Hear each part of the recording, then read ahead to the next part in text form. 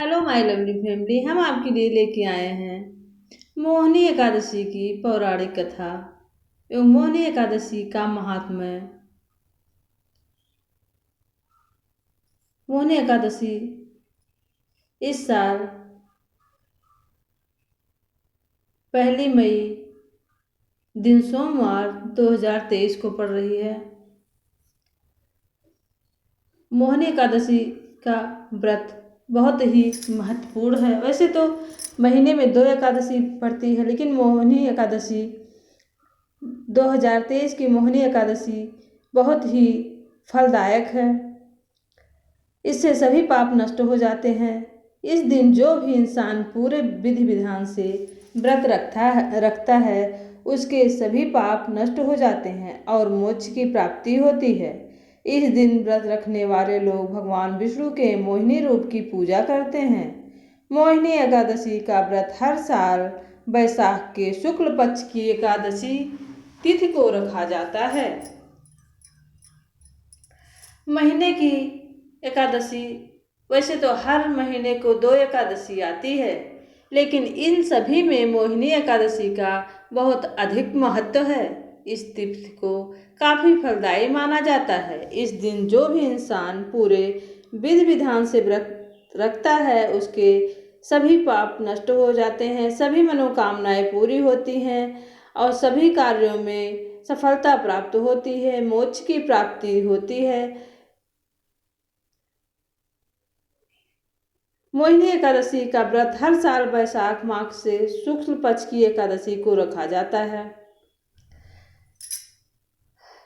इस व्रत को करने से व्यक्ति लालच, असंतुष्टि के मोह से मुक्ति पाता है और उसके सभी पाप धुल जाते हैं और वह अपने शत्रुओं पर विजय प्राप्त करता है।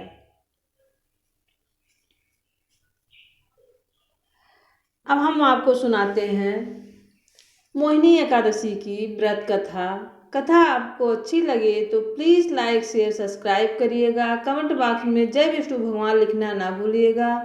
प्रभु की कृपा आप सब पर बनी रहे। धर्मराज युधिष्ठिर कहने लगे कि हे कृष्ण, वैशाख मास की शुक्ल पक्ष की एकादशी का क्या नाम है तथा इसकी क्या कथा है।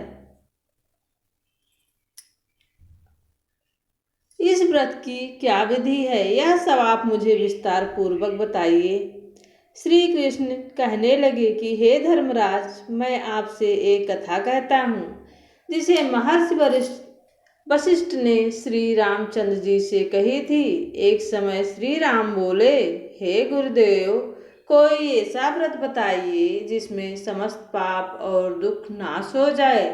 मैंने सीता जी के वियोग में बहुत दुख भोगे हैं। जय श्री राम, जय सीता मैया। महर्षि बोले, हे राम, आपने बहुत सुंदर प्रश्न किया है। आपकी बुद्धि अत्यंत शुद्ध तथा पवित्र है।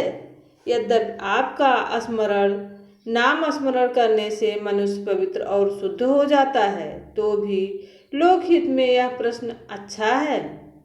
वैशाख मास में जो एकादशी आती है उसका नाम मोहिनी एकादशी है। इस व्रत को करने से मनुष्य सब पापों दुखों से छूटकर मोहजाल से मुक्त हो जाता है। मैं इसकी कथा सुनाता हूँ, आप ध्यानपूर्वक सुनिए। सरस्वती नदी के तट पर भद्रावती नाम की एक नगरी में कृतमान नामक चंद्रवंशी राजा राज करता था। वहाँ धन धान से संपन्न वह पुण्यवान धर्मपाल नामक वैश्य भी रहता था। वह अत्यंत धर्मालु और विष्णु भक्त था। उसके नगर में अनेक भोजनालय, प्याऊ, कुएं, सरोवर, धर्मशाला आदि बनवाए थे। सड़कों पर आम, जामुन, नीम के अनेक वृक्ष भी लगवाए थे। उसके 5 पुत्र थे, सुमना, सद्बुद्धि, मेघावी, सुकृति और धृष्ट बुद्धि। ये 5 पुत्र थे। इनमें से 5वां पुत्र धृष्ट बुद्धि महापापी था। वह पितर आदि को नहीं मानता था। वह वेश्या दुराचारी मनुष्यों की संगत में रहकर जुआ खेलता और पर स्त्री के साथ भोग विलास करता तथा मांस का सेवन करता। इसी प्रकार अनेक कुकर्मों में वह पिता के धन को नष्ट करता रहा। इन्हीं कारणों से दुखी होकर उसके पिता ने उसे घर से निकाल दिया। घर से निकलने के बाद वह अपने गहने कपड़े बेचकर अपना निर्वाह करने लगा। जब सब कुछ नष्ट हो गया तो वेश्या और दुराचारी साथियों ने उसका साथ छोड़ दिया। अब वह भूख प्यास से अति दुखी रहने लगा। कोई सहारा ना देख चोरी करना सीख गया। एक बार वह पकड़ा गया तो वैश्य का पुत्र जानकर चेतावनी देकर छोड़ दिया गया, मगर दूसरी बार फिर पकड़ में आया। राजाज्ञा से इस बार उसे कारागार में डाल दिया गया। कारागार में उसे अत्यंत दुख दिए गए। बाद में राजा ने उसे नगरी से निकाल जाने का आदेश दिया। उसे नगरी से निकाल दिया गया। वह नगरी से निकलकर वन में चला गया। वहाँ वन्य पशुओं को मारकर खाने लगा। कुछ समय पश्चात वह बहेलिया बन गया और धनुष बाण लेकर पक्षियों को मार मार कर खाने लगा। एक दिन भूख प्यास से व्यथित होकर वह खाने की तलाश में घूमता हुआ कौंडिन्य ऋषि के आश्रम में पहुंचा। उस समय वैशाख मास था और ऋषि गंगा स्नान कर आ रहे थे। उसके भीगे वस्त्रों की छींटे उस पर पड़ने से उसके सद्बुद्धि प्राप्ति हुई। वह कौंडिन्य मुनि से हाथ जोड़कर कहने लगा, वैशाख मास में सुबह स्नान का बहुत ही महत्व माना जाता है। इससे सभी दुखों का नाश होता है और सभी कष्ट दूर होते हैं। वह कौंडिन्य मुनि से हाथ जोड़कर कहने लगा, हे मुने, मैंने जीवन में बहुत पाप किए हैं। आप इन पापों से छूटने का कोई साधारण साधन बताइए जिसमें धन ना हो।